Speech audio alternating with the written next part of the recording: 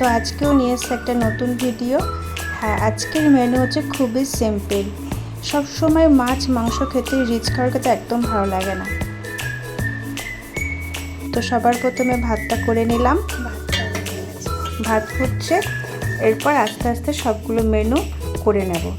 তো পুরো ভিডিওটি লাস্ট পর্যন্ত দেখবে, আর ভালো লাগলে লাইক কমেন্ট শেয়ার অবশ্যই করবে। তো চলো পুরো মেনুটা দেখে নেওয়া যাক।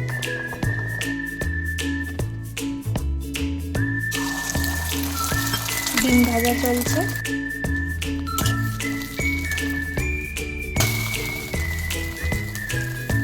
ডিমটাকে একটু লাল লাল করে ভেজে নেব। লাল লাল করে ভেজে নিতে খেতে বেশ খুব ভালো লাগে।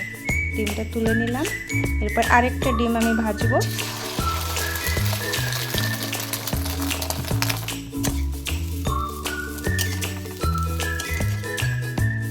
ডিম ভাজা আমার কমপ্লিট, এরপর আলুগুলো ভেজে নেব।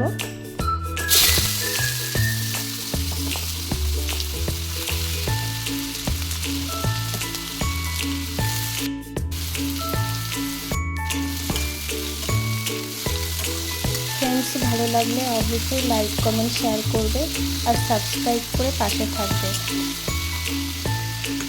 পরে এটিতে ঢাকা দিয়ে দেবো সিদ্ধ হওয়ার জন্য।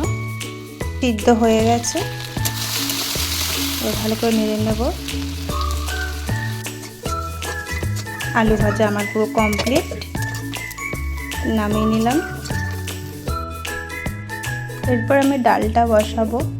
তো আমি এখানে মাছের মাথা দিয়ে ডাল করছি, তার জন্য আমি এখানে প্রথমে ফোড়ন দিয়ে দিলাম। মাছের মাথাটা ভালো করে ভেজে মুগ ডালটা দিয়ে দেবো। আর আমি মশলা হিসেবে এখানে শুধু আদা কুচি ব্যবহার করেছি। ভালো করে কষিয়ে ডালটা করে নেব। আজকে তো একদম সিম্পল রান্না, তোমরা তো দেখিয়েছো। চলো দেখা যাক।